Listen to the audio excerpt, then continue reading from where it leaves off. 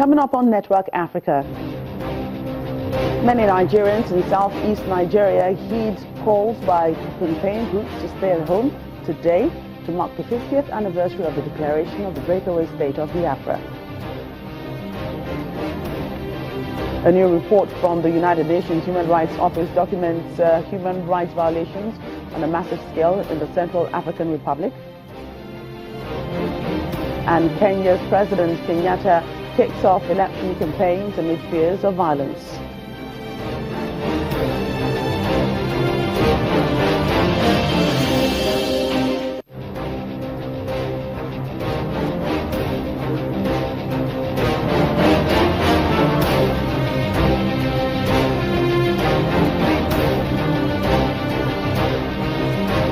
Welcome to the program. I'm Joka Rogers. There appears to be a high level of compliance with a no-movement directive by the Movement for the Actualization of the Sovereign State of Biafra, MASOB, in Nigeria's southeast states.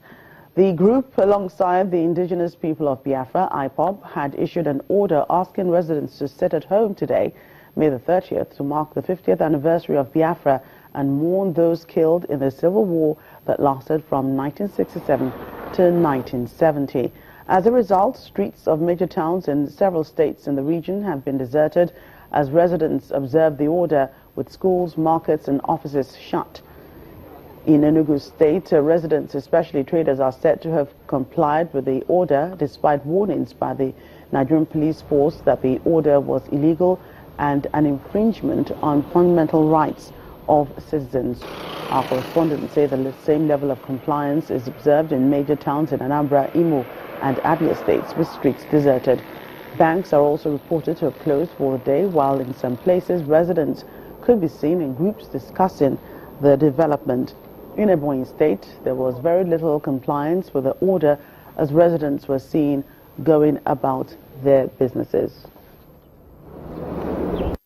Today marks the 50th anniversary of the declaration of Biafra. So every indigenous Biafra, especially the Igbos, the southeast region, honoring the day. So we are participating today as one of our greatest days. We are praying that God will see them through. And at last, we get Biafra. That is the aim and the objective of what we are doing. That Biafrans are one. And we have a leader that leads us, Nnamdi Kanu. I'm proud to be a Biafran. So I love the situation on ground, and I thank God, and I thank God it's a peaceful demonstration. They should give us the freedom. For us to be at least, we have been struggling for years. As a citizen of Nigeria, now we have come to be to know that yes, we are a Biafran. Then they should allow us, and we should go. Full of compliance to the sit-down order is that to make sure, because people used to have a slogan that Igbos are not in peace, they are not loving one another. But this is a show up to the world that Igbos are, so they are one. And we are ready and resolute to get our freedom. Let's get more on the story from our correspondent in Imo State, Tokwe Kutei. You're welcome to the program. Yeah, good evening.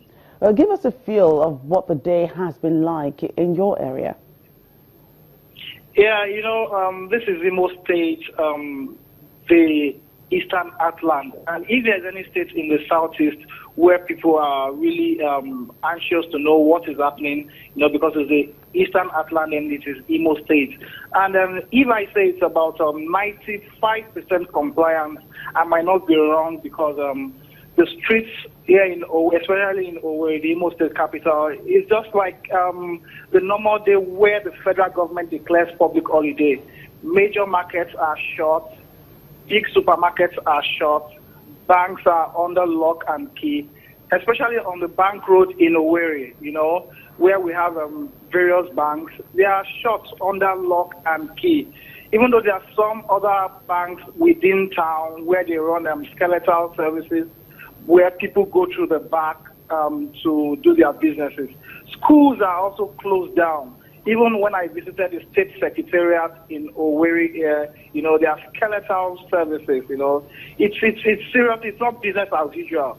Today, it's not business as usual. And the popular Ikenebu business layout, which is one of the busiest business hub in the city was deserted.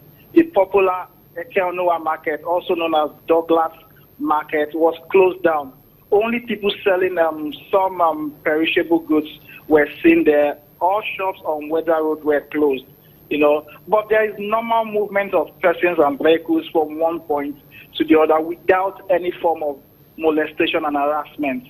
So, like I said earlier, 95% compliance, because normally the capital city of Imo State, which is Owerri, is always a very busy city on a normal day. But today, it's not business as usual. Right. What exactly is the purpose of this sit-at-home order, if I may ask? Yes, sir. Come again, please. What exactly is the purpose of this sit-at-home order? Is it just to celebrate the anniversary of Biafra for the call, or what else are they agitating for?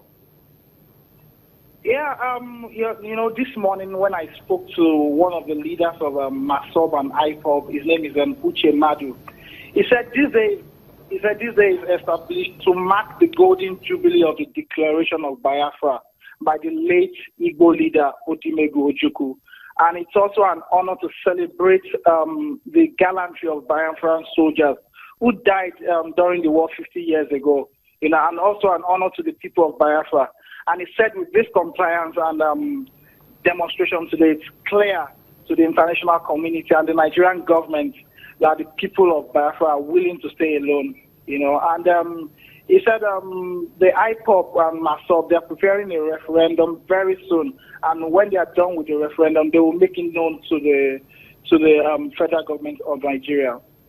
Right, thank you so much for your thoughts on that. Channel CB correspondent in Imo State, Temitope Kute, reporting there.